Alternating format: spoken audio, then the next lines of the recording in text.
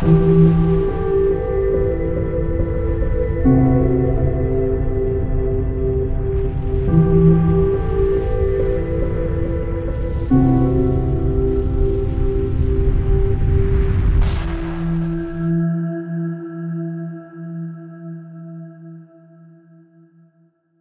les amis, il y a peu de temps j'ai fait une émission où je vous parlais de Valérie Bigot et vous avez été nombreux à dire mais c'est juste extraordinaire ce que cette femme dit.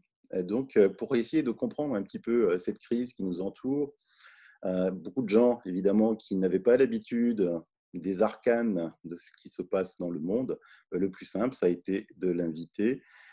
Bonjour Valérie. Bonjour Sylvano, merci de m'avoir invité. Mais tout le plaisir est pour nous. Donc Valérie, présentez-vous un petit peu. Alors, ça va être relativement simple, hein. Je suis docteur en droit. J'ai soutenu ma thèse en 2005 à l'Université Paris 1 Panthéon-Sorbonne. C'est une thèse qui a duré 10 ans et qui était axée sur l'entreprise. Alors, le titre n'est pas évocateur, mais à l'intérieur de cette thèse, je fais une théorie juridique de l'entreprise. Tous mes travaux ont commencé là-dessus. Ensuite, j'ai exercé un temps en fiscalité internationale et en particulier dans les prix de transfert, ce qui m'a permis d'étendre le champ de mes investigations au niveau international, puisque j'avais déjà quelques idées assez claires sur ce qui se passait en interne en France, également peu à peu au niveau européen. Et en fait, j'ai compris que si vous voulez, ça a été le début de toutes mes réflexions parce que j'ai compris que l'économie mondiale était tenue par quelques personnes. Voilà. Le système économique mondial a été organisé et il est orienté, il est contrôlé par quelques groupes, mais derrière ces groupes qui sont toujours des groupes de type capitalistique, derrière ces groupes, il y a toujours quelques personnes. Voilà. Alors, il faut comprendre que tout ça a une longue histoire, que tout part du contrôle des monnaies. Voilà. Parce qu'à partir du moment où vous avez des personnes privées qui peuvent contrôler une monnaie, eh bien, ces personnes décident d'affecter les ressources monétaires à telle ou telle branche d'activité, à telle ou telle entité, à telle ou telle personne ou personnalité juridique ou physique.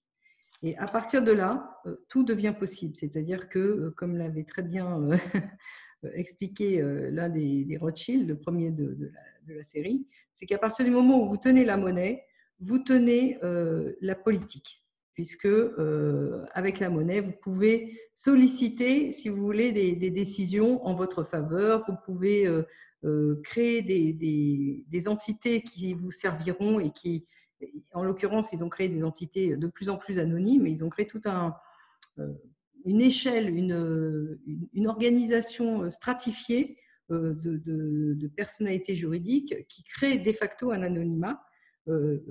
Ça a été la première strate de l'anonymat. Et puis, bien sûr, aujourd'hui, l'anonymat, il est devenu institutionnel et il a pris la forme essentiellement, depuis la disparition des comptes numérotés, il a pris la forme des trusts anonymes et de l'organisation juridique, comment dirais-je, structurée des paradis fiscaux à la mode anglo-saxonne. Voilà. Alors, il y a une histoire derrière. Moi, je ne sais pas si on va pouvoir tout évoquer, mais les choses ne se sont pas faites en un jour. Le contrôle de tout ce système reste ancré à la City de Londres, voilà, qui est le modèle sur lequel les paradis fiscaux se sont développés. Et vous savez que l'Empire américain ayant pris la suite de l'Empire britannique, aujourd'hui, un des paradis fiscaux les plus importants, c'est le Delaware aux États-Unis. Mais ce n'est pas le seul, bien entendu. Tout à fait. Tout ça, c'était résumé dans votre premier livre qui s'appelle Du nouvel esprit des lois et de la monnaie. Non, non, non. En fait, ça a été le résultat de toutes mes recherches et j'ai commencé à publier des articles à partir de février, je crois, 2016, dans le Séqueur francophone. Et c'est dans ces articles-là que je détaille tout le système économique, la façon dont ce système est politiquement contrôlé. Je donne les explications plutôt dans le livre qui s'appelle Les raisons cachées du désordre mondial. Ce n'est pas le premier livre historiquement, mais en fait, c'est le résultat de tous mes travaux antérieurs. D'accord. Ce livre-là, c'est une collection d'articles que j'ai commencé à écrire à partir de 2016. Et mon livre sur le nouvel esprit des lois et de la monnaie est paru en 2017, je crois. Oui, 2017, juin 2017. Donc, il est postérieur. Et le livre, le premier, donc historiquement, donc le nouvel esprit des lois et de la monnaie, en fait, il a eu lieu pourquoi? Parce que j'ai rencontré un banquier international avec lequel j'ai eu l'occasion d'avoir des échanges très fructueux. Et en particulier, j'ai compris qu'il s'était passé avec la monnaie. À l'époque, moi, je travaillais sur l'entreprise, donc la monnaie, je ne connaissais pas bien. Et j'ai compris qu'il s'était passé avec la monnaie ce qui s'était passé avec l'entreprise. C'est-à-dire qu'elle a été subvertie et détournée au profit d'intérêts privés. Et donc, ayant compris ça et ayant tout mon acquis de travail sur l'entreprise, en fait, ce sont les mêmes mécanismes qui sont à l'œuvre. Et donc, j'ai entrepris avec ce banquier international qui s'appelait Jean Rémy, qui est malheureusement aujourd'hui décédé, on a entrepris de faire une théorie juridique de la monnaie pour expliquer qu'est-ce que c'est qu'une vraie monnaie. Et aujourd'hui, nous ne sommes pas dans un concept monétaire sain, nous sommes dans un concept monétaire subverti qui s'est transformé en signe économique, qui s'est transformé en marchandise dans le commerce, qui s'est transformé. Aujourd'hui, les monnaies, elles sont sur un marché des monnaies, marché des devises, et ça, c'est profondément antinomique avec le sens profond de la monnaie, voilà. Avec le sens initial de ce qu'était une monnaie. En fait, vous dites quelque chose de très fort hein, dans votre livre Les raisons cachées du désordre mondial. Vous dites que les États sont majoritairement devenus des coquilles vides, dénuées de toute légitimité politique, d'autonomie et de souveraineté. Oui, oui, c'est tout à fait vrai. En fait, ce qui s'est passé, c'est que peu à peu, leur autonomie a été grignotée. Donc déjà, avec ce contrôle privé des monnaies, puisque une partie essentielle, disons que les moyens d'organiser et de gérer leur souveraineté étaient passés dans des mains privées, donc avaient disparu. Ça a été la première étape. Deuxième étape, c'est que les personnes qui géraient les monnaies ont donc pu finalement organiser le système politique qui leur convenait. Et là, on revient toujours sur le modèle britannique avec le parlementarisme représentatif qui est tout sauf un modèle démocratique, comme je l'ai expliqué dans un de mes articles. Donc, à partir de là, il devient facile de contrôler la loi, l'édiction des lois. Et dans nos contrées, c'est passé par l'organisation des partis politiques et du vote prétendument démocratique. En fait, ce vote n'est pas démocratique pour maintes et maintes raisons, et en particulier pour la raison des partis politiques, de l'existence des partis politiques. C'est-à-dire que les gens qui vont participer à ces partis sont cooptés en interne et ils sont proposés au vote populaire. Donc la population ne fait qu'entériner un choix qui lui échappe définitivement. Et d'autre part, ces gens-là, comme ils doivent leur évolution à leur parti politique, ils ne rendent des comptes qu'aux partis et non pas aux gens qui valident en fin de parcours leur élection. Donc la réalité, c'est que les membres des partis politiques sont redevables de ceux qui financent les partis politiques. Donc c'est une vaste organisation de corruption et d'escroquerie politique, en fait. C'est pour ça que beaucoup de personnes disent allez voter, ça sert à rien parce que c'est bonnet blanc, blanc bonnet. Et puis, de toute façon, oui, parce que les partis, quoi qu'il arrive, sont dépendants de ceux qui les financent, donc sont dépendants du système, des gens qui tiennent le système économique.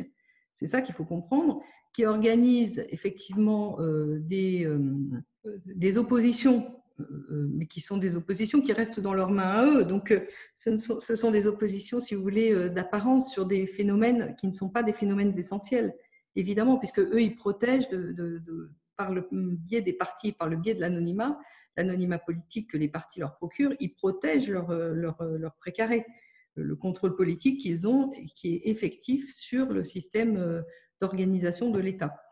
Et puis d'autre part, une fois que vous tenez le système politique, il devient facile d'organiser les lois à votre contenance, etc. Et c'est comme ça qu'on a vu le développement de toutes les règles qui favorisaient, si vous voulez, l'anonymat d'une façon ou d'une autre, non seulement politique, mais au niveau économique, et qui a pu accroître leur emprise sur l'organisation économique, d'une part interne aux États, dans un premier temps, ensuite internationale, et ça, là, on arrive au XXe siècle, hein, pour maintenant avoir des velléités de créer un gouvernement mondial.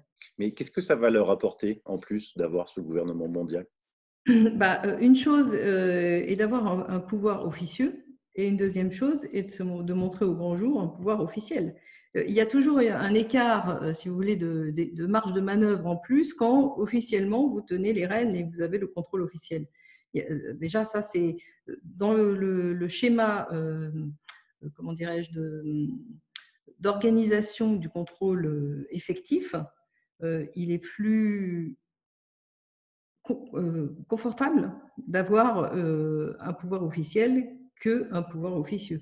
Parce que vous n'avez plus de compte à rendre à personne, vous pouvez agir au grand jour, donner des ordres sans avoir à vous justifier, etc., etc. Alors que quand vous êtes dans un type de pouvoir officieux, effectivement, vous pouvez avoir un pouvoir totalitaire, ce qui est le cas aujourd'hui, puisqu'ils n'ont plus de contre-pouvoir, mais vous êtes quand même toujours en arrière-plan. Donc, et puis, il y a aussi une autre raison, et cette raison-là, elle est difficile à comprendre, et je dirais que moi-même, j'ai mis beaucoup de temps à l'admettre.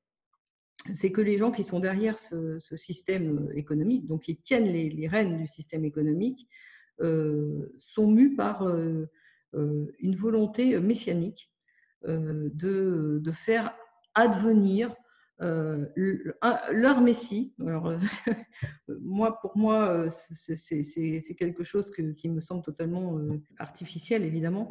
Et puis, quand on est un esprit cartésien, même si on peut avoir des croyances, de là à pouvoir croire, interagir avec Dieu, pour moi, ça a été difficile. Je dois dire que j'ai mis beaucoup de temps à admettre cette réalité-là. Mais maintenant que je prends en compte ce paramètre-là, le fait que ce sont des messianistes, effectivement, tout un tas de choses qui restaient inexpliquées trouvent une explication. C'est la raison pour laquelle ils organisent le chaos. Ils appellent ça le chaos constructif. En fait, ils détruisent le système antérieur pour créer quelque chose de plus grand, de plus ouvert, dans leurs intérêts à eux, bien entendu. C'est le chaos constructif. On détruit pour construire vers quelque chose vers le but auquel ils veulent nous amener. Alors que si vous voulez, quand on est dans une démarche logique ou une pure démarche de contrôle et de pouvoir, on n'a pas forcément cette volonté de destruction. Alors que là, de façon manifeste, il y a en arrière-plan une volonté de destruction pour arriver à ce que eux estiment être le paradis sur Terre, en fait. Mais quand vous dites un esprit messianique, c'est vraiment dans le sens religieux du terme? C'est-à-dire pas dans le sens religieux, au sens où moi je l'entends, si vous voulez. C'est une conception religieuse particulière. Ça relève des travaux de la Kabbale. Alors moi, je ne suis pas du tout spécialiste de la matière, mais il y a des gens qui ont beaucoup travaillé là-dessus et qui sont quand même extrêmement convaincants, je dois dire, qui peuvent aller plus loin dans cette direction-là. Moi, je ne vais pas trop me hasarder parce que je ne maîtrise pas vraiment ces sujets. Mais il faut comprendre que c'est quand même l'arrière-fond, c'est-à-dire que vous avez des mouvements politiques et géopolitiques qui sont initiés par des gens qui ont pris le contrôle effectif du pouvoir économique global. Et ces gens-là sont mus par une volonté, par une idée messianique. Je vais me faire l'avocat du diable, hein, mais pour un petit peu tous les auditeurs. Comment quelqu'un qui est, par exemple, je ne sais pas moi, le roi de l'Arabie Saoudite, qui est assez islamique, va pouvoir aller de pair entre quelqu'un qui est catholique intégriste et comment un Chinois qui est à peu près athée, comment tout ça, ça va se coordonner? Bien sûr, alors il faut pas se laisser impressionner, et je dois dire que ça a été aussi un fil conducteur de tous mes travaux, c'est-à-dire qu'il ne faut jamais s'arrêter aux apparences. Quand vous voyez une image, vous n'êtes pas sûr que cette image correspond à la réalité. Pour ce qui est de la religion catholique, je peux vous dire qu'elle a été bon, déjà à la Révolution, elle a été quand même bien mise à mal, et puis après, elle a survécu tant bien que mal, mais elle a été totalement subvertie de l'intérieur, et elle a été anéantie finalement par le phénomène politique qu'elle représentait, au sens où elle gérait le domaine spirituel. Elle a cessé cette fonction en 1929, au moment des accords du Latran. Donc, si vous voulez, le catholicisme et le catholicisme intégriste auquel vous faites référence, en fait, n'existe pas. Il a été, depuis 1929, le Vatican est au service, est une succursale de la City de Londres. C'est-à-dire que c'est devenu un gestionnaire de patrimoine. Il est devenu un gestionnaire d'actifs, gestionnaire de biens qui travaille main dans la main avec effectivement les banquiers, que je vais appeler les banquiers globaux. Ce sont des banquiers commerçants, c'est-à-dire qu'ils ne sont pas exclusivement banquiers au sens propre du signe monétaire, mais ils sont commerçants du signe monétaire. Voilà. Et oui, oui, vous parlez souvent du Vatican, hein. Il joue un rôle assez capital. Je n'en parle pas souvent, mais il faut comprendre que en 1929, vous avez les accords du Latran. En 1930, vous avez la BRI. Et la BRI, ça a été la première subversion du concept étatique, puisqu'on a accordé toutes les caractéristiques d'un État, finalement, à ce qui était une banque. Voilà, la BRI, c'est un État profondément bancaire. C'est une banque, mais toutes les facilités au niveau international et diplomatique d'un État. Voilà. Personne n'a le droit d'entrer dans la BRI. La BRI est située à Bâle, mais les pouvoirs publics suisses n'ont rien à y faire. Donc, ils n'ont pas le droit de franchir les locaux qui sont des locaux diplomatiques. Et si vous voulez, quand vous faites un peu un tour d'ensemble, vous vous rendez compte que la BRI, elle a à peu près les mêmes qualités juridiques que ce qui est devenu le Vatican. Donc, on se rend compte qu'en fait, ce sont des subversions d'État. Alors que le Vatican, enfin Rome au sens traditionnel du terme, c'était bien autre chose qu'un bout de terrain avec des capacités diplomatiques officialisées et formatées de la façon dont elles le sont aujourd'hui. Donc, si vous voulez, on a assisté à une mutation du concept d'État, qui est en réalité une subversion du concept étatique au sens politique que ce terme revêtait. La BRI, c'est la Banque des règlements internationaux. La BRI, c'est la Banque des règlements internationaux. Et alors, qui l'a créée? Comment ça se fait que… Alors, la BRI, oui, c'est très intéressant. La BRI, son histoire est tout à fait fascinante. Je l'ai détaillée dans des articles que j'ai écrits. Elle a été créée sur l'initiative de Montagu, qui était le gouverneur de la Banque centrale d'Angleterre, avec, en fait, sur l'initiative de Hjalmar Schacht et de Montagu. Alors, Hjalmar Schacht, c'est un personnage que certains adulent, mais à mauvais escient, puisque c'est vraiment comment dirais-je, je pourrais le qualifier du messager du diable. C'est un homme qui effectivement avait des idées monétaires qui peuvent paraître intrigantes parce qu'elle reprenait partiellement le vrai sens de la monnaie, sauf qu'il a mis ce concept encore plus au service du privé. Donc, sans Hjalmar Schacht, alors déjà, il faut savoir qu'il avait la double nationalité allemande et américaine. Donc c'est lui qui avait été le lien, le pivot entre, si vous voulez, toute la finance anglo-saxonne et la finance continentale, et en particulier, évidemment, la finance allemande. Sans Hjalmar Schacht, la BRI n'aurait pas existé et la Seconde Guerre mondiale non plus. Parce que la BRI a été un des pivots, un des éléments centraux du financement de l'effort de guerre nazi, bien au-delà de ce que les entreprises américaines finançaient par ailleurs directement. Sans la BRI, qui a été l'organisation d'un circuit anonyme, justement, parallèle, il n'y aurait pas eu de suprématie nazie sur l'Europe et sur le monde. Voilà. Il n'y aurait pas eu de guerre, en fait, tout simplement. La BRI a été un élément tout à fait fondamental de la Seconde Guerre mondiale. Et dans beaucoup de choses que vous dites, il y a énormément de choses qui débutent en 1929 ou en 1930. La BRI a été créée en 1930. J'ai l'impression qu'une crise comme 1929 qui a provoqué le chaos économique et sont à l'origine de beaucoup de créations malfaisantes. En fait, il faut toujours se remettre dans une perspective historique. C'est-à-dire que quand vous voyez apparaître quelque chose à un moment donné, dites-vous bien que ce n'est pas le début, mais c'est la fin d'un processus antérieur.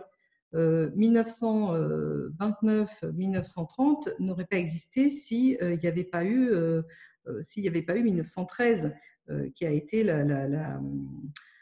l'emprise directe de la finance internationale sur le gouvernement américain, hein, au moment de la création de la Fed.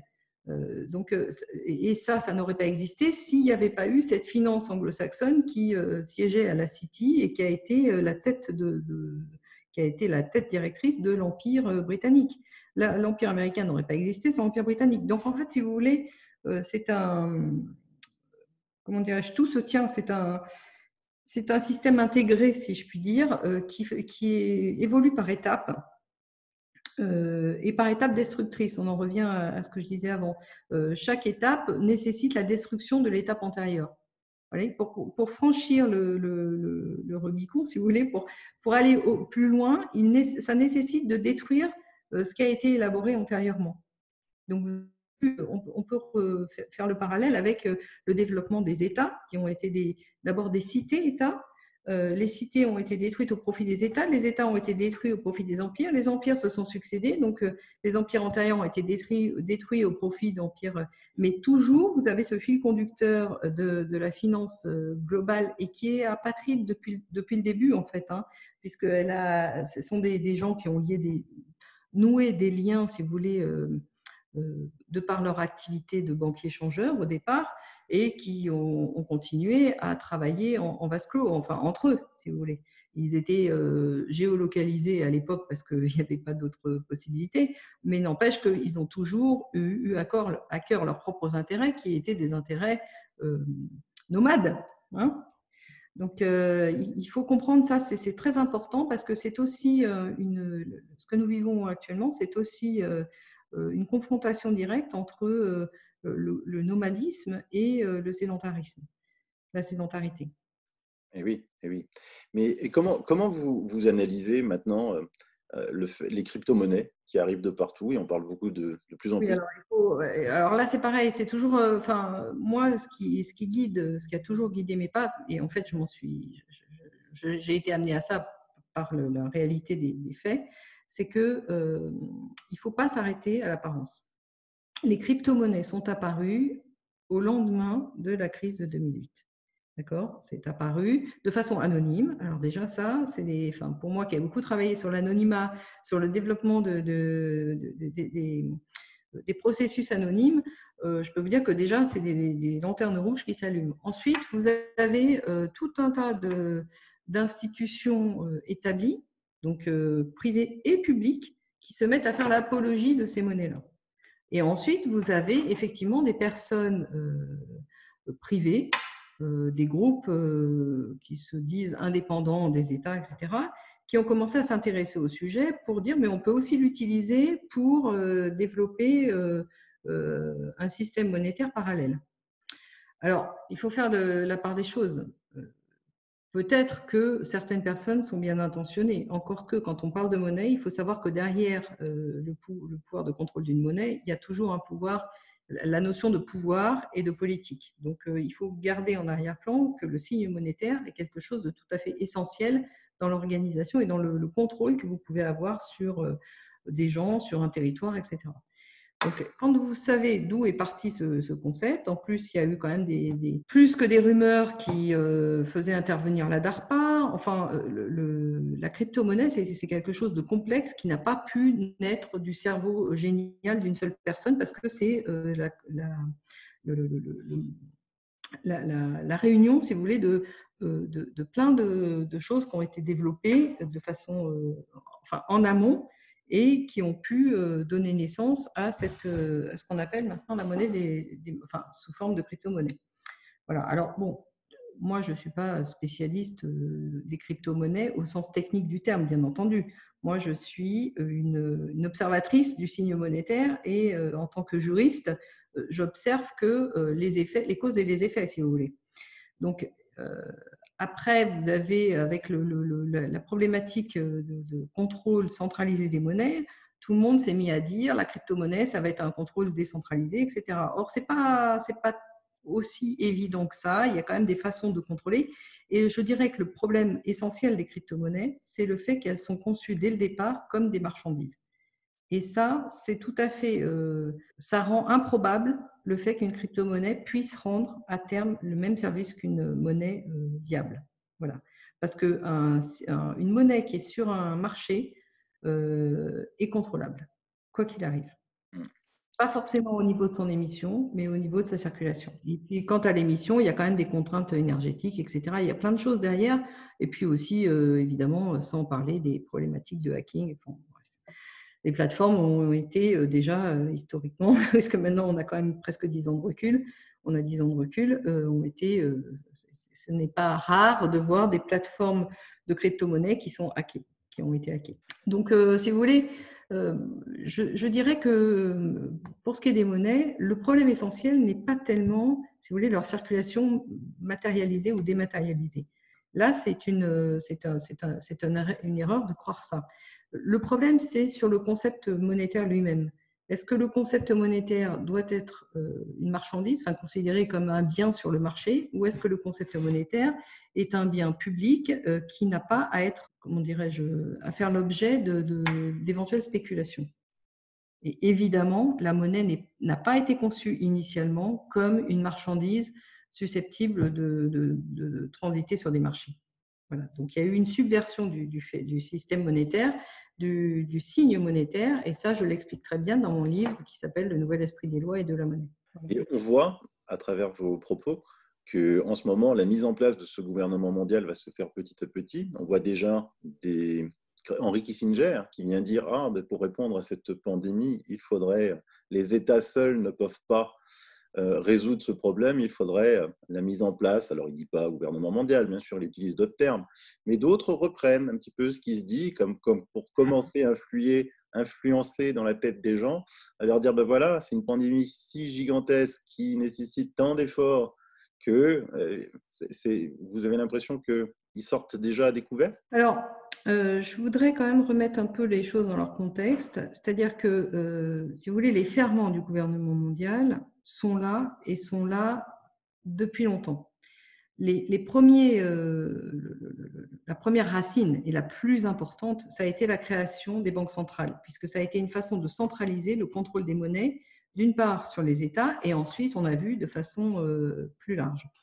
Donc, à partir du moment où, au XXe siècle, vous avez eu des institutions, en particulier financières, donc je pense évidemment à la BRI, mais pas seulement, hein, je pense aussi évidemment aux accords de Bretton Woods et au FMI, à la Banque mondiale. À partir du moment où vous avez cette organisation centralisée de la gestion des monnaies, vous avez déjà, en quelque sorte, le gouvernement mondial, puisque vous avez délégué à des personnes dont vous ignorez tout, le fait que ces gens-là contrôlent l'affectation des ressources monétaires, du signe monétaire, et donc vont orienter vont orienter la façon dont les économies vont pouvoir interagir les unes avec les autres, vont pouvoir sectoriser les économies en fonction des intérêts bien compris de ceux qui tirent les ficelles, etc. C'est comme ça qu'on a le monde économique a été mis en coupe réglée et que certaines régions ont été affectées à certaines activités et d'autres régions à d'autres activités. Donc, à partir de ce moment-là, le gouvernement mondial, quelque part, il existe déjà. Après, tout le sujet, c'est leur sujet à eux et le nôtre aussi, à l'opposé, c'est pour eux de nous faire comprendre qu'il n'y a pas d'issue possible autre que la création effective d'un gouvernement mondial, parce qu'il y a tellement de choses à régler que tout doit être fait de façon centrale et pour que les choses se passent bien. Donc effectivement, si vous voulez, l'idée de pandémie remplit bien ce rôle. Mais si ça avait été ça, on pourrait imaginer autre chose. Je veux dire que le mouvement est lancé et que le sujet pour eux, c'est de nous faire comprendre que ce mouvement est inéluctable et qu'il doit aboutir il doit avoir un point d'aboutissement qui sera formalisé. Donc, notre sujet à nous, c'est de prendre conscience justement que ça, c'est leur volonté à eux qui s'impose. Ce n'est pas une volonté ça ne relève pas d'un ordre naturel, mais d'une organisation artificielle du monde. Voilà. Et effectivement, à partir du moment où vous organisez une économie mondiale, telle qu'ils l'ont faite, une monnaie mondiale s'impose. Et c'est la raison pour laquelle ils ont développé tous ces systèmes de libre-échange intégral, pour ne pas dire intégriste, d'organisation du monde sectorisé par activité par secteur géographique et par activité particulière, pour générer la nécessité ultime d'une monnaie mondiale qu'ils contrôleront aussi. Donc, il faut comprendre que tout est lié. Ils ont organisé un contexte artificiel dans lequel le premier pas entraîne le second, le troisième, le quatrième. Donc, ils peuvent faire passer ça, si vous voulez, pour naturel, mais c'est artificiel dans la mesure où ça a été organisé par l'homme. Et ça a été organisé par quelques hommes. Ça n'a pas été organisé dans le sens politique du terme, ça a été organisé dans le sens d'intérêt particulier. Quand je parle de politique, je le détermine bien dans mes ouvrages, la politique, c'est en fait l'intérêt commun au sens plus petit dénominateur commun, au sens possibilité de générer une vie en commun, une vie collective, la plus sereine possible. Ça, c'est la raison d'être profonde de l'activité politique. Et là, on n'est pas du tout dans ce cadre-là. On est dans le cadre d'intérêts privés, d'intérêts particuliers qui s'imposent au plus grand nombre, non pas dans le sens de l'intérêt du plus grand nombre, mais dans le sens de l'intérêt de ceux qui imposent les règles et qui restent anonymes. Donc, si vous voulez, ce qu'il faut comprendre, c'est justement cet écart entre l'apparence et la réalité, puisque l'apparence a été conservée, l'apparence d'États qui n'en sont plus, l'apparence de nécessité d'une monnaie mondiale, alors qu'en fait, elle est sous-tendue, cette prétendue nécessité, par toute une organisation artificielle antérieure de l'économie. Donc, si vous voulez, je dirais qu'il ne faut pas donner à cette histoire de pandémie une place disproportionnée par rapport à celle qu'elle a réellement. Dans l'ordre dans lequel les choses ont été organisées, si vous voulez, ça s'inscrit dans ces objectifs-là. Mais on ne peut pas dire que ce soit ça qui soit déterminant du gouvernement mondial. Le gouvernement mondial, il est prédéterminé par tout ce que je vous ai expliqué, par la création artificielle d'une économie mondiale, la création artificielle qui va suivre d'une monnaie mondiale. Et ce qui est à mon avis beaucoup plus important actuellement à suivre, c'est justement l'évolution de cette future monnaie mondiale. Et la pandémie, ça peut presque paraître comme un dérivatif, si vous voulez, qui focalise l'attention des gens de façon à pouvoir faire tranquillement, à ce qu'eux agissent tranquillement sur l'essentiel qui est actuellement finalement la future monnaie mondiale. Parce que la future monnaie mondiale déterminera le gouvernement mondial. Vous ne pouvez pas avoir une monnaie si... ça sera facile pour eux de dire, regardez, il y a une monnaie mondiale, il faut bien qu'elle soit gérée, contrôlée, donc le gouvernement mondial s'impose. Voilà. C'est un peu comme ça qu'ils ont cru organiser l'Union européenne. Du reste, à partir du moment où ils ont créé artificiellement cet euro pour générer la nécessité d'un gouvernement unifié, etc. Sachant que l'idée de fédération était là dès le départ, et de monnaie, évidemment, également. Alors, de toute façon, ça correspond tout à fait à ce que je disais dans mes émissions, c'est que ce gouvernement mondial était déjà présent par ses corporations, par ses lobbies anonymes, tentaculaires, qui sont les banquiers, Big Pharma et compagnie. Et comment vous positionnez des gens comme Donald Trump, Vladimir Poutine dans ce contexte? Alors, c'est assez compliqué. En fait, il ne faut pas avoir une vision trop manichéenne du problème parce qu'il y a des rapports de force internes aux États qui font qu'il y a des tiraillements qui peuvent faire agir les uns et les autres dans un sens qui n'était pas forcément celui qu'ils auraient voulu au départ. Néanmoins, ce que je constate, je vais parler plutôt de la Russie, c'est ce que j'ai expliqué dans mes derniers articles. Je renvoie vos auditeurs aux derniers articles que j'ai écrits qu'ils peuvent retrouver sur le Secker francophone, mais aussi sur Strategica. En fait, en Russie, vous avez deux factions qui s'opposent. Vous avez, et ça date pas d'hier, ça remonte au début du XXe siècle. Vous avez deux factions qui s'opposent. Vous avez une faction patriotique et vous avez une faction globaliste. Voilà. La faction patriotique, vous la retrouvez dans l'armée et dans la hiérarchie militaire. Et la faction globaliste, vous la retrouvez dans le gouvernement civil et dans le contrôle du gouvernement civil, qui passe notamment par celui de la Banque centrale. Si on remonte dans l'histoire, ces deux factions existaient, puisque la faction globaliste était représentée par Trotsky, qui voulait voilà, universaliser le processus, donc vraiment globaliser leur système. Et à l'opposé, vous aviez Staline, qui lui s'est positionné, alors peut-être justement par opposition à son ennemi, mais en tout cas s'est positionné de façon très claire du côté patriotique et pour développer l'autonomie de son pays, qui est un vaste pays. Hein. On est bien d'accord, on parle de la Russie, c'est le plus grand pays du monde. Donc, si vous voulez, ces deux factions qui existaient au moment de la création du bolchevisme ont continué, se retrouvent aujourd'hui dans l'organisation interne de l'État russe.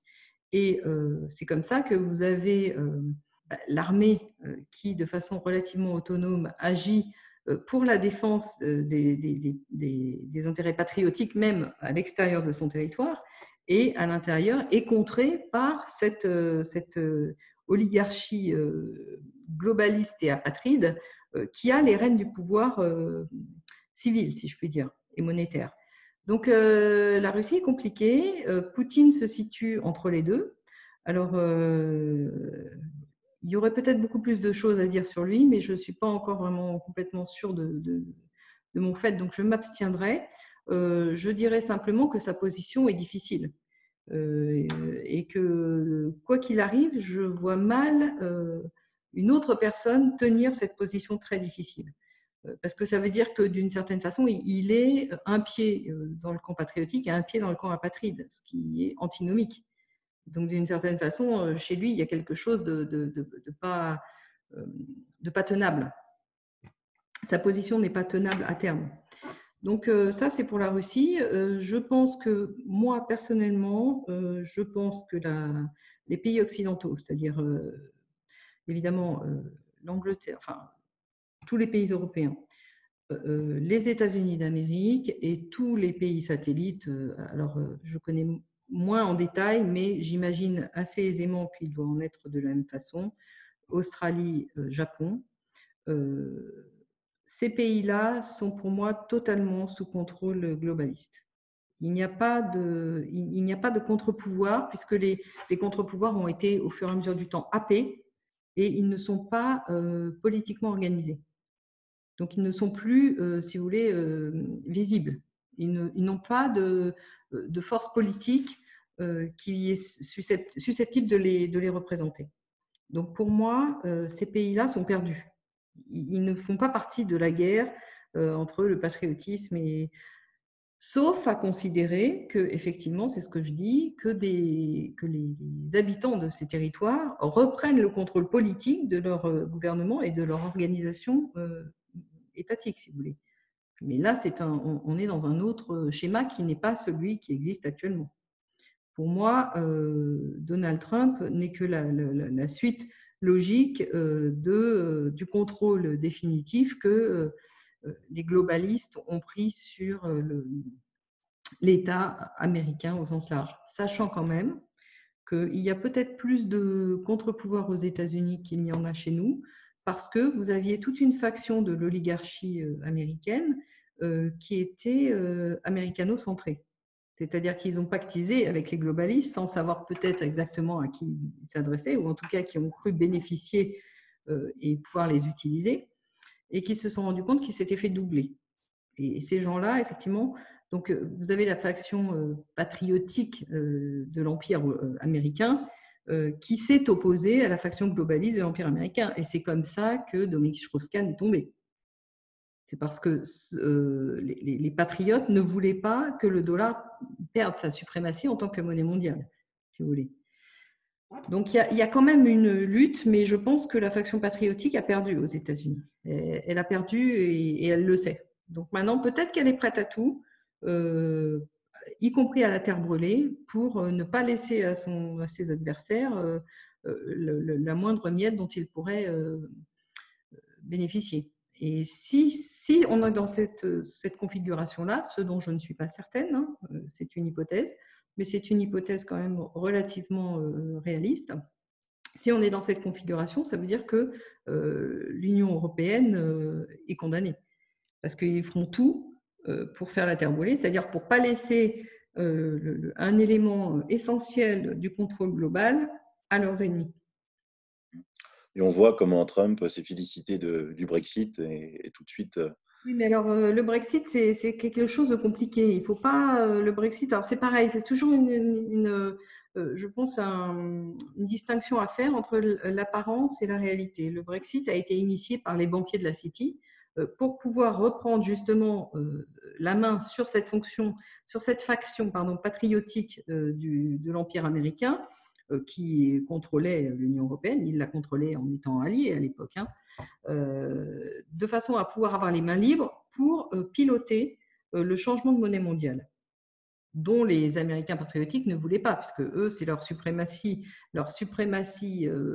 militaire, leur suprématie mondiale passe par le fait qu'ils ont le contrôle de la monnaie mondiale. Donc, si vous voulez,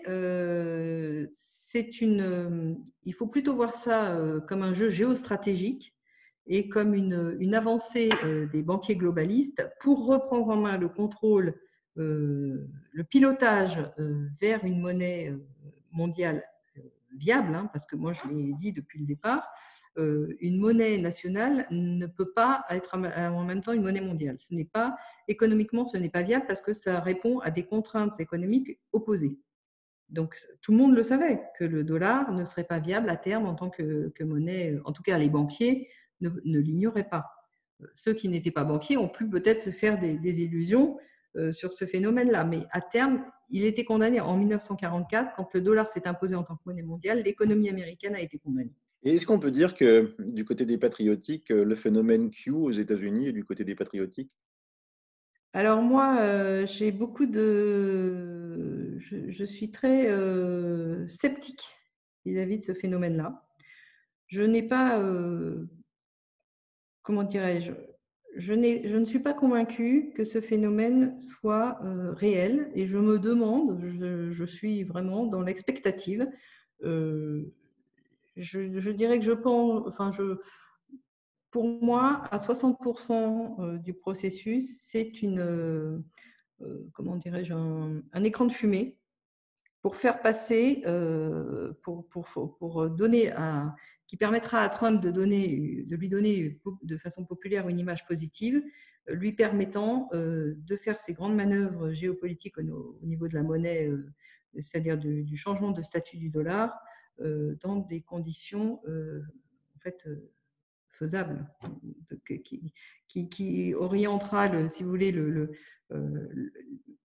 la mentalité populaire dans son sens, de façon à lui laisser les mains libres en laissant croire qu'il agit pour le bien des Américains. Je ne suis pas convaincue vraiment de la réalité de ce phénomène, et en tout cas pas du fait qu'il soit là comme un Zorro qui viendrait défendre les populations. J'ai les plus grands doutes là-dessus. Alors peut-être, j'espère me tromper, peut-être que l'avenir me dira que j'ai eu tort, et je le souhaite, à vrai dire, parce que c'est vrai que c'est quand même très encourageant, mais j'ai vraiment un très grand scepticisme sur ce mouvement. Mmh. De toute façon, il n'y a plus beaucoup de temps à attendre puisque les élections US arrivent, c'est en novembre. S'il ne se passe rien d'ici novembre au niveau Q, ça veut dire qu'effectivement, c'était un écran de fumée. Les adorateurs de Q, comme je les appelle, moi, avaient déjà annoncé quasiment tout pour le week-end de Pâques. Il ne s'est rien passé. Je les avais prévenus. J'avais fait une émission exprès là-dessus en disant qu'il ne se passera rien. Là aussi, j'ai dit, moi aussi, j'espère me tromper. Hélas, je ne me suis pas trompé. De toute façon, on verra. Maintenant, on s'avoisine contre un simili-match Trump-Joe Biden qui est déjà gagné d'avance pour Trump. Ouais, mais ça, c'est... Enfin, là, je veux dire, on est dans comment dirais-je, dans le théâtre de nous, quoi. C'est vraiment un jeu de théâtre. C'est un théâtre qui nous est proposé. pour nous faire adhérer à un système dans lequel on est perdant, pile il gagne et face on perd. Donc on est perdant à 100% dans ce système-là, puisque ce système n'est pas fait dès le départ pour organiser politiquement la société. C'est ce que j'ai essayé de faire passer comme message au départ. J'espère que je me suis expliqué clairement. Ce n'est pas toujours facile parce que ce sont des concepts relativement abstraits, mais il est important de comprendre qu'aujourd'hui, le phénomène, le fait économique a pris le pas sur le fait politique. Et ça veut dire une chose, ça veut dire que le fait politique n'existe pas, tout simplement, parce que le phénomène politique est bien au-delà du simple fait économique. Le phénomène politique doit englober le phénomène économique, mais ne s'assimile pas au phénomène économique. C'est aussi bien davantage essayer de faire régner la bonne, comment dirais-je, l'entente la plus sereine possible entre les habitants, entre une population. Et, vous voyez ce qu'il y a derrière, c'est le phénomène politique a des contraintes bien supplémentaires que celles d'organiser l'intérêt particulier d'un petit groupe d'individus. C'est pas ça la politique. Donc la politique a disparu et dans nos pays, c'est devenu quand même relativement flagrant maintenant, mais ça existe depuis longtemps. En fait, c'était caché, mais c'était déjà là. Et les choses n'arrivent pas par hasard, c'est-à-dire qu'à partir du moment où vous constatez un problème à un moment, les racines du problème sont bien antérieures en réalité. Maintenant, je me pose quand même une question, parce qu'au niveau patriotique, chaque militaire de chaque pays, c'est des patriotes. C'est quelqu'un qui est là pour se battre pour son drapeau, pour aller faire la guerre. J'ai envie de vous répondre, ça dépend du statut hiérarchique qu'il a. Oui. Alors, c'est-à-dire, plus il est élevé, moins il est patriote, c'est ça? Bien entendu, parce qu'à partir du moment où les hauts grades sont cooptés, enfin sont choisis par le phénomène politique, il est bien entendu qu'ils sont là pas pour défendre les populations, mais pour défendre ceux qui les ont cooptés. Et donc, alors, ils peuvent rester avec une certaine petite fibre indépendante, mais ils sont institutionnellement tenus, si vous voulez, ce qui en fait des gens pas fiables pour défendre une nation. Voilà. En revanche, les grades inférieurs, et ceux qui n'ont pas courbé trop les chines, ceux qui ont accepté de ne pas courber les chines pour monter dans la hiérarchie, ceux-là sont évidemment du côté des populations. Oui, ça c'est la bonne nouvelle. Et puis effectivement, l'autre incertitude, c'est comment va réagir le peuple. Parce que moi, je le répète souvent, on est dirigé par un système pyramidal, eux, ils sont tout en haut de la pointe de la pyramide. Mais si le peuple en masse se soulève, ils ne sont rien du tout. Ben justement, c'est un des sujets et bon, c'est ce qui m'a fait dire que, en effet, cette pandémie est arrivée, enfin en tout cas en France, à brûle-pourpoint, pour ressouder les troupes populaires derrière la tête artificielle qui lui est imposée, ou la tête qui lui est artificiellement imposée. Donc les deux sont valables. Effectivement, ça c'est le sujet et c'est le vrai sujet politique actuel. C'est est-ce que les peuples vont se réveiller de tout le conditionnement dans lequel ils ont été entraînés depuis, c'est pas des dizaines d'années, c'est des centaines d'années. Est-ce qu'ils vont comprendre que leur système politique n'est plus viable, qu'il n'y a rien à en sauver et qu'ils peuvent être capables tout seuls de s'organiser de façon beaucoup plus efficiente pour le bien commun, c'est-à-dire de façon politique. Voilà. Ils peuvent reprendre en main leur identité politique, mais ça demande beaucoup de courage et beaucoup d'abnégation dans le sens où ça demande aux gens d'accepter qu'ils aient été trompés, qu'ils se soient trompés eux-mêmes. Et c'est le plus difficile. C'est que vous pouvez difficilement convaincre quelqu'un que pendant plusieurs générations, tout le monde était dans l'erreur. Donc, la réalité, c'est que c'est un combat de chaque individu contre lui-même.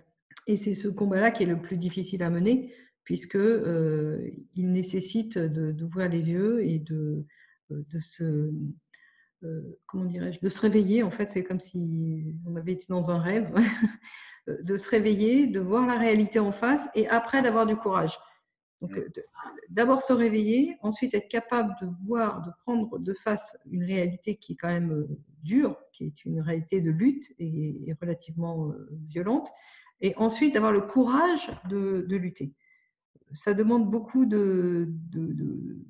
vous voulez, ça ne peut se faire que par étapes. Et c'est vrai que peut-être que de ce point de vue-là,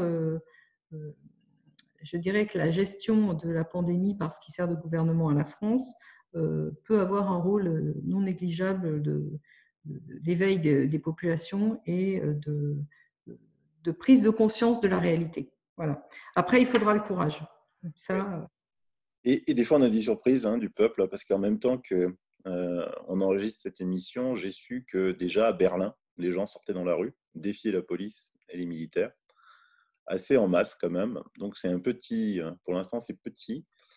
Berlin, bon, c'est une ville jeune. Ils ne seront pas trop derrière TF1 et BFM, les TF1 et BFM allemands.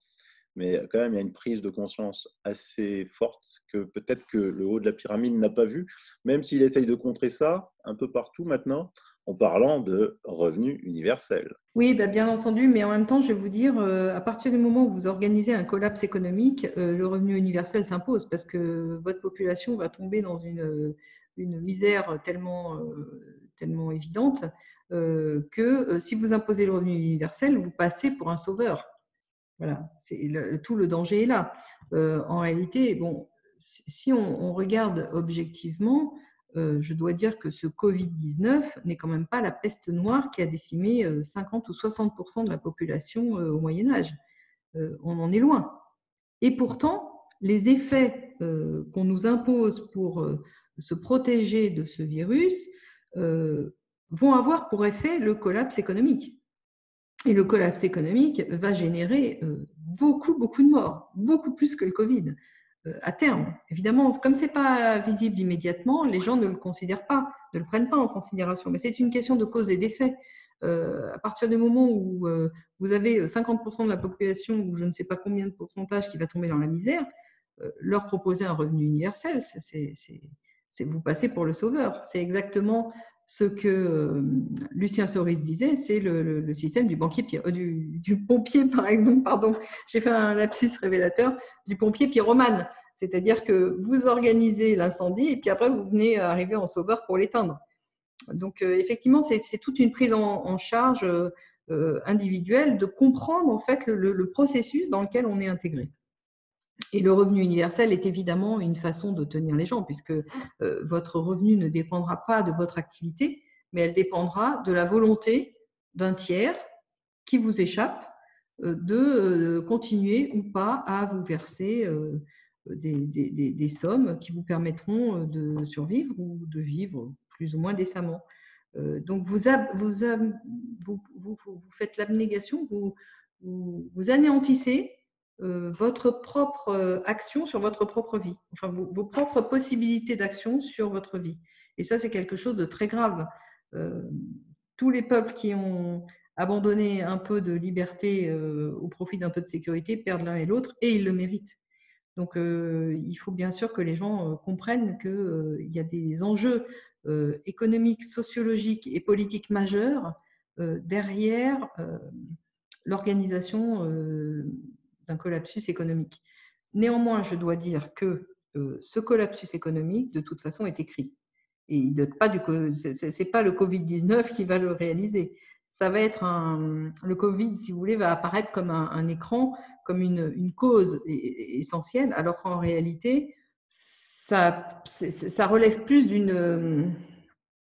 c'est pareil, d'une création artificielle pour cacher quelque chose qui était inéluctable. De toute façon, le problème du collapsus économique aujourd'hui, il est inéluctable. Les économies, en tout cas dans nos pays, ne tiennent que par la volonté absolue des banques centrales d'injecter des masses et des masses monétaires. Mais cette volonté-là, elle peut s'arrêter du jour au lendemain. Donc en fait, les économies et la réalité de la richesse des populations ne dépend que d'une chose, de la volonté des banquiers centraux. Et effectivement, il va être facile pour eux de prendre prétexte de cette pandémie pour dire c'est pas nous, c'est la pandémie, regardez, ça a fait arrêter l'économie. Mais c'est pas vrai. L'économie, elle est sous perfusion monétaire depuis aujourd'hui, depuis 2009, depuis 2008. Hein. Donc, en fait, le système n'était pas viable et il est possible que cette pandémie soit mise en avant comme une cause du collapsus économique, alors qu'en réalité, ça ne sera pas la vraie cause. Et ça, c'est dangereux. Effectivement, il vaut mieux en prendre conscience. Oui. Puisque les gens vont… il faut absolument éviter de prendre son bourreau pour son sauveur. Parce que là, c'est la manipulation ultime et on arrive dans le syndrome de Stockholm. Ça ne se finit pas bien pour les gens. C'est ce que je fais depuis 2 mois. J'essaye d'avertir les gens que les conséquences seront bien plus terribles que ce Covid. Hier, j'ai encore fait une émission démontrant qu'il y avait beaucoup moins de morts la première quinzaine de mars qu'en 2019, la même quinzaine, et 2018, et que sur la totalité du mois de mars 2020, il y avait moins de morts que sur la totalité du mois de mars 2018. Donc Raoult a raison quand il dit attendez, chaque année en France, il y a 60 000 morts par infection des voies respiratoires dues à des virus divers et variés. On n'a jamais fait un décompte morbide par jour. C'est important de montrer ça aux gens pour qu'ils comprennent que les conséquences économiques qui suivront, si vous voulez, ont été artificiellement calquées sur ce système de pandémie. Tout est artificiel en réalité. Et pour montrer l'artificialité, effectivement, ce que vous faites est très important. Maintenant, il faut aussi montrer l'autre partie du tableau, qui est que le système économique actuellement en vigueur en Europe et dans le monde, généralement dans le monde, du fait du dollar monnaie mondiale, de toute façon, c'est voué au collapse. Il n'est pas viable, quoi qu'il arrive. Pandémie ou pas pandémie, ce système s'écroulera. Voilà. Et ça, c'était prévisible, je vous dis, même en 1944.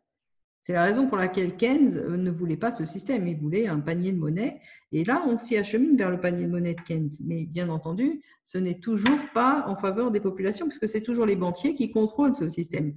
Donc le sujet, c'est de reprendre politiquement le contrôle du signe monétaire pour pouvoir après élaborer un processus politique intègre. Mais Valérie, tous les États sont endettés, ils doivent des milliards et des milliards et des milliards. On les doit à qui? On les doit aux banques. Qui c'est qui prête aux États? Sont les banques. Donc, qui tire les bénéfices de ces milliards sont les banquiers. C'est toute c'est toute la subversion. Enfin, c'est tellement énorme que les gens ne peuvent pas s'en rendre compte. Mais je dirais que jusque dans la fin des années 60, en France, on avait repris un contrôle pas total, mais quand même relativement dominant du fait monétaire. Et c'est ce qui explique qu'on a pu retrouver une certaine indépendance politique alors que nous avions été ruinés par la guerre. On a mis 15 ans, ou 10, 15 ans à se remettre et on a pu reconstruire des routes, construire des réacteurs nucléaires, construire des centrales nucléaires. On a pu retrouver une indépendance parce que nous avions retrouvé le contrôle de notre monnaie. À partir du moment où ce contrôle a disparu, notre indépendance politique a disparu également. Et c'est la raison pour laquelle nous en sommes là aujourd'hui. Et c'est parce que l'indépendance politique avait disparu en interne en France qu'on a eu, et en interne en Allemagne, en interne en Italie, en interne partout, dans tous les États européens, que le processus européen a pu être mis en œuvre. Il faut bien comprendre que c'est un enchaînement. Donc, bon, je ne sais pas trop comment vous… comment expliquer les choses. Je ne sais pas si mon message arrive à bien passer. Oui, progressivement, Valérie, vous savez, c'est progressif. Moi, tout le travail que je fais, c'est pas pour convaincre 30% de la population. Il faut que les gens prennent conscience, en fait, que l'apparence est toujours opposée à la réalité. Dans le monde dans lequel nous vivons, les apparences que l'on nous propose sont contraires aux réalités. C'est-à-dire qu'elles sont diamétralement opposées et elles sont là pour, comme un écran de fumée, pour nous créer une réalité virtuelle. On vit dans une réalité virtuelle. Bon. Les processus politiques ne sont pas ce que l'on croit, les processus démocratiques ne sont pas ce que l'on croit, les processus financiers, monétaires et économiques ne sont pas ce que l'on croit. On peut peut-être pour les auditeurs donner deux exemples. Le premier, hein, et je vous laisse parler, c'est les pandemic bonds. Donc des pandemic bonds qui avaient été créés justement en vue d'une pandémie où les États devaient mettre de l'argent, où ils rémunéraient les banques à hauteur, avec des gros chiffres, hein, je ne sais plus combien, c'est des taux d'intérêt énormes. Et à la fin, eh ben, s'il y avait une pandémie, ces pandemic bonds servaient à sauver les pays. Les États ont toujours versé des sommes folles et ces pandemic bonds n'ont jamais été mis en œuvre, même pas maintenant. Oui, ben, évidemment. Enfin, si vous faites quelques recherches sur la Banque mondiale, vous vous rendrez rapidement compte, et encore, il y a eu un scandale il n'y a pas plus de quelques semaines là, qui démontrait qu'il y avait un parallélisme tout à fait frappant entre l'argent qui devait être affecté aux pays les plus pauvres et l'argent qui entrait dans le flux des paradis fiscaux. Et les pays les plus pauvres ne bénéficiaient pas de cet argent. En fait, la Banque mondiale est une vaste escroquerie politique qui consiste à faire transiter des sommes folles vers l'anonymat, en fait. Hein. Il faut être clair. Donc, on met en avant les bons sentiments pour organiser une réalité différente. On en revient toujours à l'apparence et à la réalité. Les bons sentiments sont toujours mis en avant, proposés aux populations de façon à faire en sorte de recevoir leur adhésion. Il est plus facile d'agir avec l'adhésion populaire que sans consentement populaire. Donc, c'est une dialectique qui consiste à nous extirper un consentement artificiel, nous extirper artificiellement notre consentement pour un système qui nous brisera. Pour instaurer un système qui nous brisera. Et la Banque mondiale, enfin les scandales qui émaillent la Banque mondiale depuis toujours sont énormes, énormes. Conflits d'intérêts en tout genre, trafic d'influence, trafic financier. Bon, je veux dire, cette organisation, c'est vraiment, comment dirais-je, la cerise sur le gâteau. Tout à fait. Et le deuxième exemple qu'on peut donner, c'est l'Italie, hein, qui déjà a été ruinée en acceptant l'euro, ruinée par l'Allemagne, parce qu'Helmut Kohl voulait absolument que la lire italienne rentre dans l'euro, sinon il n'y aurait pas d'euro, mais il savait pourquoi il disait cela. L'Italie, elle a eu de l'aide de qui? De la Norvège, qui ne fait pas partie de l'Europe, de Cuba, qui ne fait pas partie de l'Europe, de la Russie, qui ne fait pas partie de l'Europe, de la Chine, qui ne fait pas partie de l'Europe, et zéro aide de l'Europe. Donc là, en Italie, il y a des scènes où on brûle les drapeaux européens qui sont à côté des drapeaux italiens. Je crois qu'eux viennent de comprendre.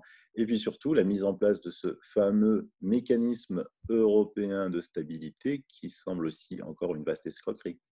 Ah oui, non, mais alors là, mécanisme européen de stabilité, c'est le libre cours à l'endettement ultime. C'est-à-dire que les États vont continuer à s'endetter massivement au profit des banquiers et tout le monde devra, enfin, tout le monde, attention, les populations, c'est la collectivisation des pertes et la privatisation des bénéfices. Hein. On est bien dans ce cadre-là. Là, c'est fait à un niveau. Les États sont autorisés à s'endetter collectivement de façon considérable. J'ai plus le montant en tête, mais j'ai travaillé sur le MES, j'ai fait des conférences là-dessus. Les montants sont considérables, sachant que ce sont les États qui s'endettent, donc les contribuables qui seront sommés de rembourser, sachant que les dettes ne sont pas remboursables déjà à leur niveau actuel, hein, pendant que les banquiers continueront de toucher les intérêts, n'est-ce pas? Donc non, ce mécanisme européen de stabilité est une vaste escroquerie universelle, enfin, comme tous les mécanismes financiers actuellement. Hein. Je dirais, c'est toujours le même système qui se met en place et on cache la misère populaire par des bons sentiments de solidarité apparents. Alors, c'est toujours l'apparence et la réalité, vous voyez. Alors, le MES est une escroquerie, mais l'Union européenne en elle-même est une escroquerie. Ça a été l'organisation de la colonisation du territoire européen par l'empire dominant qui était l'empire américain et à l'époque anglo-américain, puisque il ne faut jamais oublier que dans ce système de colonisation, les deux partis patriotiques et globalistes de l'empire américain avaient partie liée, étaient d'accord pour nous mettre en esclavage. Mais qu'aujourd'hui, ces deux partis-là se sont dissociés. Donc, ça crée aussi des tensions dans leurs fruits, si vous voulez. À partir du moment où c'est comme un divorce, les enfants sont tirés d'un côté ou de l'autre, c'est compliqué. De toute façon, ce qui est sûr, c'est que les États européens ont été conquis. C'est la raison pour laquelle l'Union européenne a pu avoir lieu. C'est une conquête intégrale, politique, économique, monétaire, culturelle, et que dans ce cadre-là, il n'y a pas de solidarité possible. Si vous voulez, la solidarité, pour faire émerger une solidarité, il faut qu'il y ait une volonté souveraine, il faut qu'il y ait une vraie volonté. Là, la souveraineté, elle appartient à l'extérieur. Elle est pas, si vous voulez, elle n'appartient pas aux gens qui vivent sur ce territoire. Donc, à partir du moment où il n'y a pas de souveraineté, il n'y a pas de possibilité de prendre des décisions et encore moins de solidarité. Alors, on peut parler de solidarité des banquiers, celle-là, elle est tout à fait légitime. Elle existe et très, très solide. Mais d'ailleurs, c'est ce qui s'est passé quand vous voyez la Grèce, les banquiers se sont solidarisés. De la même façon qu'avec la BRI, les banquiers se sont solidarisés. Donc, les banquiers français se sont solidarisés avec les banquiers allemands, avec les banquiers britanniques. Et ceux qui mènent la danse et qui décrètent les règles du jeu, c'est effectivement les banquiers britanniques de la City. Mais si vous voulez, tout est fallacieux. On ne peut pas parler de solidarité dans un contexte où la volonté n'existe pas. Vous voyez ce que je veux dire? Bien sûr.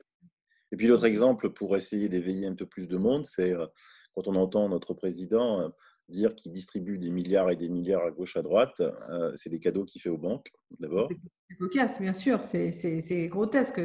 Quand on voit où en est le déficit de la France, enfin, c'est juste...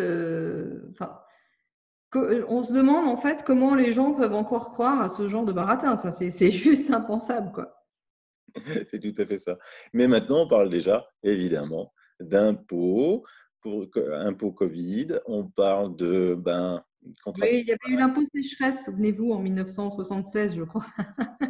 Là, on va avoir l'impôt Covid, mais les Français sont rétamés, enfin, à part maintenant revenir sur le droit de propriété, c'est ce qui est en cours et déjà avant le Covid. Hein. Donc c'est toujours pareil, le Covid va être un accélérateur de particules, va agir comme un accélérateur de particules. Vous aviez les tendances lourdes qui étaient là, et le Covid va intervenir, en tout cas va être manipulé par ceux qui contrôlent le système pour accélérer le mouvement de destruction créatrice. Voilà. Parlez-nous un peu de ce droit de propriété.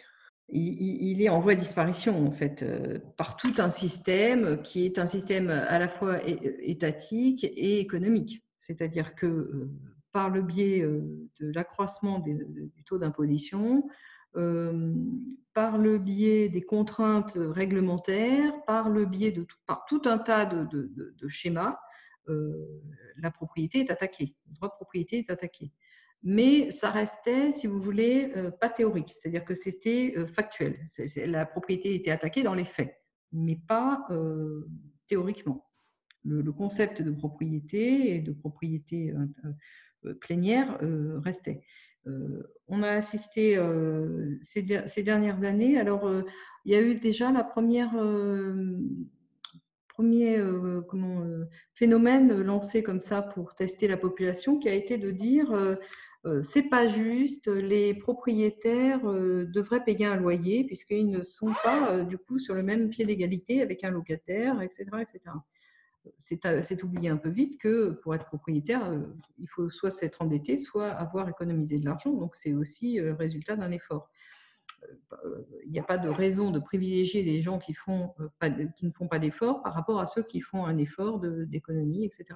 Bon, ça, tout ce discours, tout ce background, tout ce contexte est écarté pour mettre en avant la prétendue, comment dirais-je, injustice que révélerait le droit de propriété. On a pu trop parler de cette histoire-là. Et puis alors, je crois que c'était en novembre de l'année dernière, un projet de loi, une proposition de loi est sortie au Parlement. Je crois que c'est du reste une proposition de loi, donc émanant de députés, qui disait que non, là, vraiment, les prix de l'immobilier, en particulier en zone urbaine, étaient tellement hauts que pour favoriser l'accession à la propriété, et ben, il va falloir s'occuper de ça, faire quelque chose pour aider les gens. Et donc, on va scinder, on va rompre la plénitude du droit de propriété en séparant le droit du sol du droit du bâti. Donc, si vous voulez, vous aurez le droit du sol qui appartiendra donc à ce sont des offices fonciers libres. Alors, libre, quand vous voyez apparaître le mot libre ou le mot démocratie dans un intitulé, tout de suite, ça doit vous mettre la puce à l'oreille, parce que ça veut dire que c'est exactement l'inverse qui est en train de se mettre en jeu.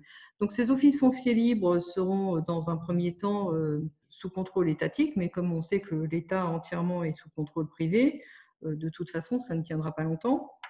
Et on verra apparaître des entités privées importantes, comme des multinationales, qui prendront le contrôle de ces offices fonciers libres.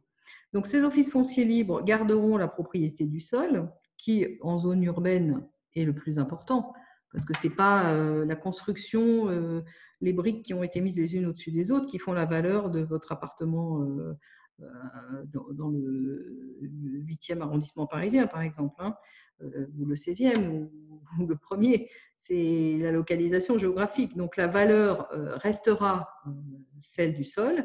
Et quant aux heureux propriétaires du bâti, ils auront à charge d'entretien, évidemment, des locaux. Donc, l'entretien qui est beaucoup plus conséquent sur le bâti que sur le sol, on est bien d'accord là-dessus, alors que la valeur essentielle leur échappe.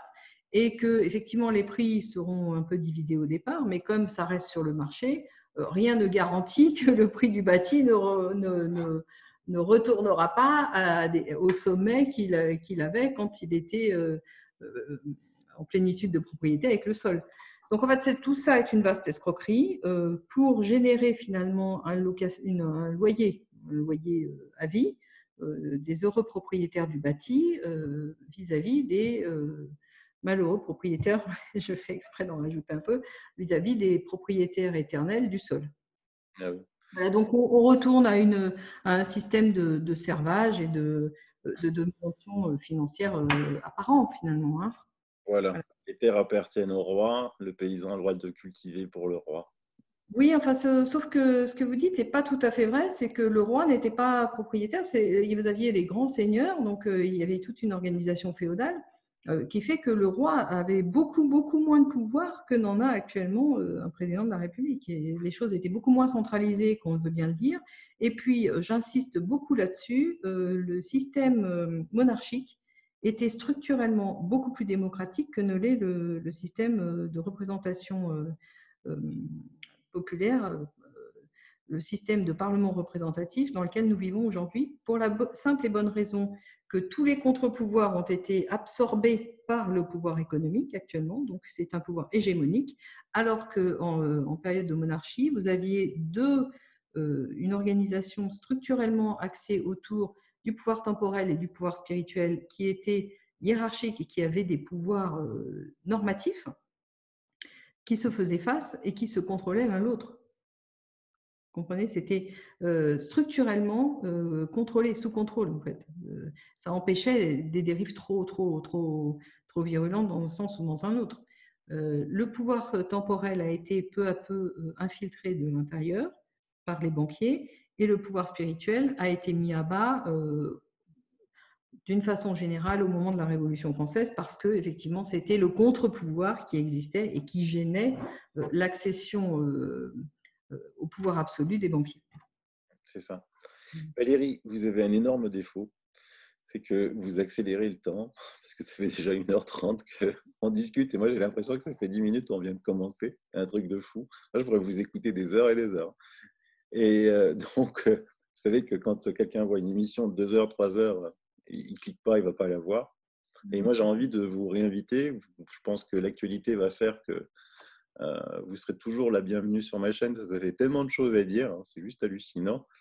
Donc, un petit message de conclusion pour les abonnés, ne perdez pas espoir. Non, non, non, surtout, soyez courageux. Soyez courageux. Voilà, Soyez courageux et acceptez la réalité. c'est ça.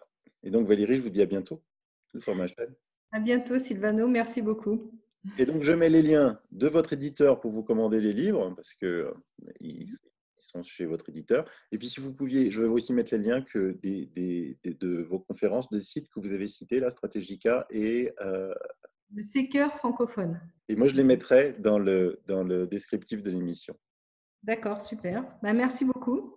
J'espère que j'étais un peu dans le coltard ce matin. Je suis désolée, une insomnie cette nuit, donc je perdais un peu mes mots. J'aime bien parler de façon précise et là, voilà. Vous avez été parfaite. C'est trop gentil. Vous êtes indulgent. Ce que je ne suis pas toujours moi-même. Merci. Et mes auditeurs, bye bye. À la suivante. À la bise. Merci, au revoir.